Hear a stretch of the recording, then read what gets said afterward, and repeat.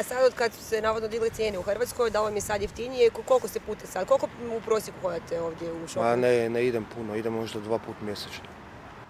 I prije je bilo jeftinije? Pa uvijek je jeftinije.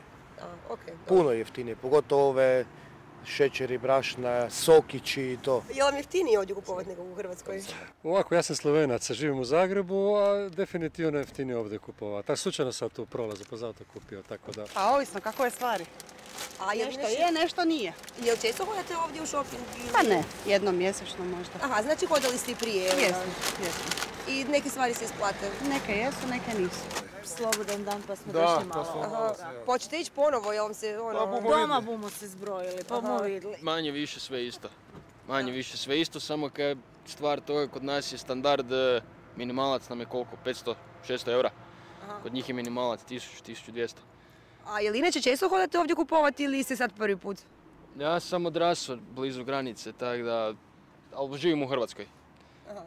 Ali da, iste su cijene manje više svega, ima par artikala kao onak manje, ali ne isplati se toliko.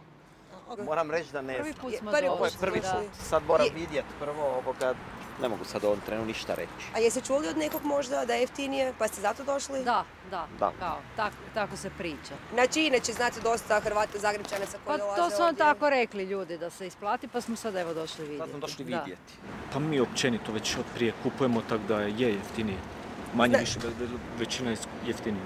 Znači nema veze s eurom, nego i prije bilo? Već je prije bilo, to je bilo jasno svima. Je li jeftinije, jel se isplati? Da, dosta jeftinije, ali sad se bio Eurospin otvorio i kod nas doma blizu, pa nije toliko, ali opet se dosta više isplati. Znači nije sad samo zbog eura i povišenja cijene, nego se inače isplatili prije ste isto. Prije cijene su ogromne bile razlike, po tjestenini praktički u pola cijene ovdje bila. A je li inače hodate ovdje u shopping ili ste to samo danas? 10-15 godina dolazimo jer smo već odavno shvatili da ovdje jeftinije. Znači isplati se svaki put? Ne, sad više nije. Sad više nije i oni su digli cijene.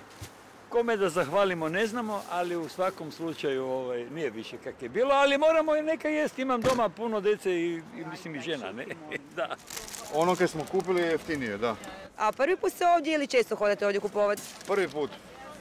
Znači isplatilo se doći. Hoćete ići opet? Pa će biti cijene i dalje takve, da. Prvi puta. I je on se isplatio shopping? Ne znamo. Ne znam fakat da li nam se isplati. Mislimo da da. Dobro. Jer smo čuli, tu ima naših ljudi dosta pa su nam rekli šta je jeftinije, šta je skuplje. Pa hoćete doći ponovo? Ne znam, hoćemo. Hoćemo doći ponovo? Naravno.